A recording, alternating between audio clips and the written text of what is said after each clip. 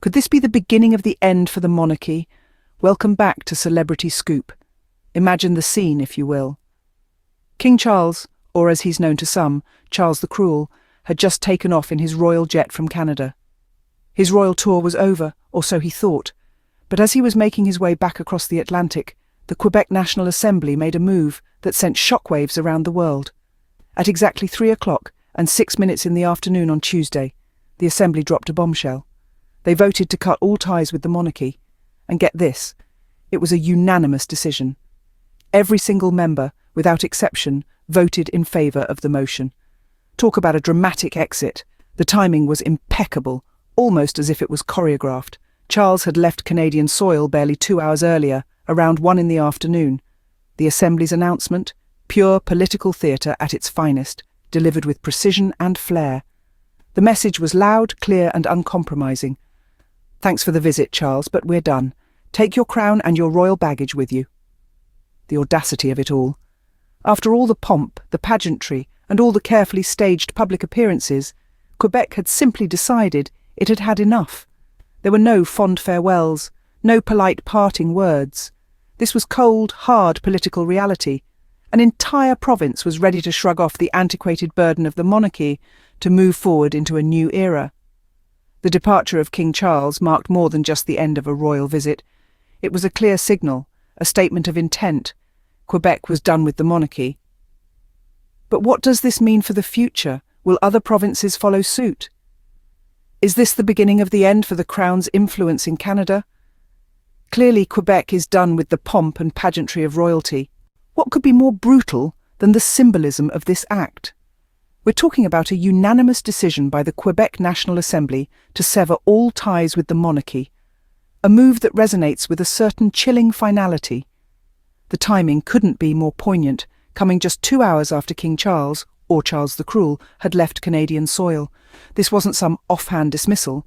It was a calculated move, a statement crafted for maximum impact. This act, this brutal symbolism, speaks volumes of the dissatisfaction brewing within Quebec's government and its people.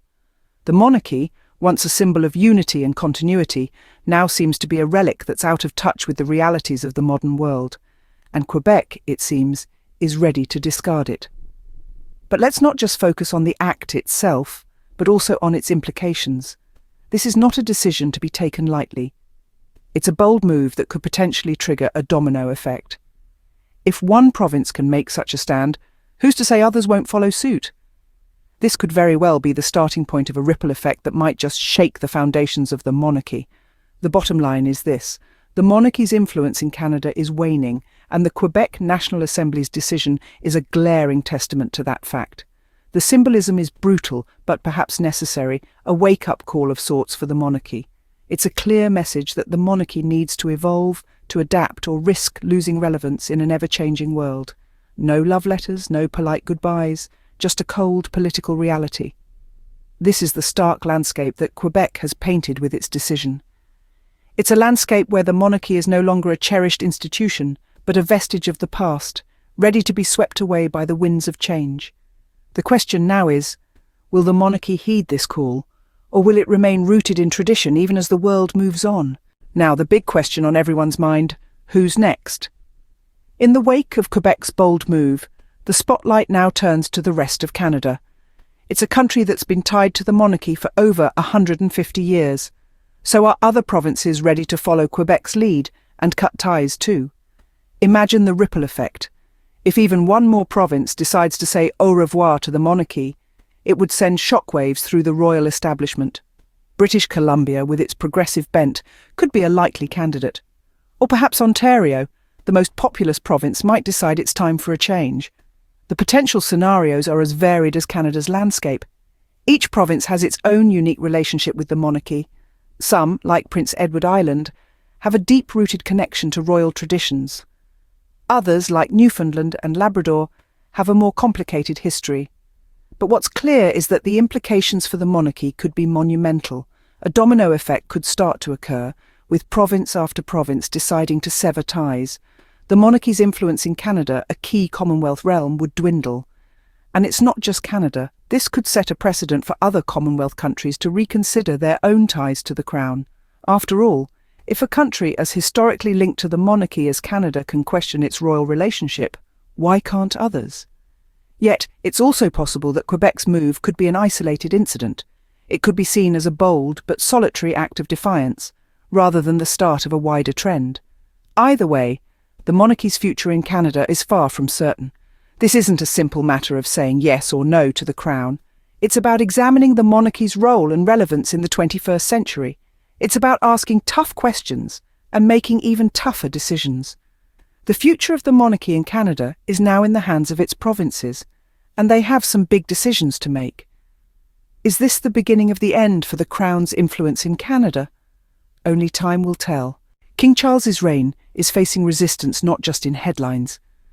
And we're not just talking about the snarky tabloid headlines or the biting social media comments. No, this resistance is coming from the very heart of official government chambers, and it's shaking the very foundations of the monarchy. First, it was Quebec, with their unanimously adopted motion to cut all ties with the monarchy barely 2 hours after Charles' departure. A move that was as symbolic as it was brutal, signalling a clear break with tradition and a desire for a new, modern approach to governance. But this isn't just about Quebec. This is about a growing trend, a wave of resistance that's been quietly building momentum across the globe. From Canada to Australia, from New Zealand to Jamaica, there's a growing sense of unease with the monarchy, a questioning of its relevance and its role in modern society. And at the heart of this resistance is King Charles himself. His reign, marked by controversy and scandal, has only served to fuel the flames of this resistance. His actions, his words, his very persona have been met with increasing criticism, with many questioning whether he is fit to rule. The implications for his reign, and for the monarchy as a whole, are significant. If this resistance grows, if it spreads, it could very well signal the beginning of the end for the monarchy. A shift in power, a shift in tradition, a shift in the very fabric of our society. This isn't just about one man or one crown. This is about an institution, a symbol of power and tradition, that is facing a crisis of relevance and legitimacy in the modern world. It's about a society that is questioning, challenging, and ultimately reshaping its relationship with the monarchy. And at the centre of this storm is King Charles, struggling to hold onto his crown amidst a growing tide of resistance. The pressures of his reign, the challenges of his role, the weight of his crown, it's all becoming too much. The crown is getting very heavy for Charles the Cruel. But the royal drama is far from over. As we've seen with Quebec's bold move, it's evident that the era of unquestioned royal reverence is fading into the past. The monarchy, once thought unshakable, is now facing a shifting tide of public sentiment and political manoeuvring.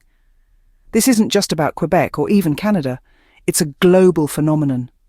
From the far corners of the Commonwealth to the heart of London itself, the question is being asked, what is the future of the monarchy? Is it a relic of a bygone era, out of step with modern democratic values? Or can it evolve, shed its outdated trappings, and find relevance in a world that's increasingly questioning the need for royal families and their inherited privilege? These are the questions that are being asked, and the answers are still being written. It's a gripping narrative, a saga of power and prestige, tradition and transformation. And you can be sure that we'll be here to cover every twist and turn, every royal feud and public fallout. So what's next? More provinces following Quebec's lead, more countries questioning their ties to the monarchy, a palace shake-up, a royal abdication, or perhaps a new modern vision for the monarchy. The possibilities are endless and the stakes are higher than ever. And what about King Charles? How will he navigate this turbulent time? Will he dig in his heels and fight for tradition, or will he be the one to usher in a new era for the monarchy? The pressure is on, and all eyes are on him. In the end, it's not just about the crown or the palace or the royal jet. It's about the very idea of monarchy itself, and whether it has a place in our world today. So whether you're a royal watcher or just love a good drama, this is a story you won't want to miss. It's history in the making, and we're all witnesses to it. Subscribe and stay tuned, because this royal drama is just getting started.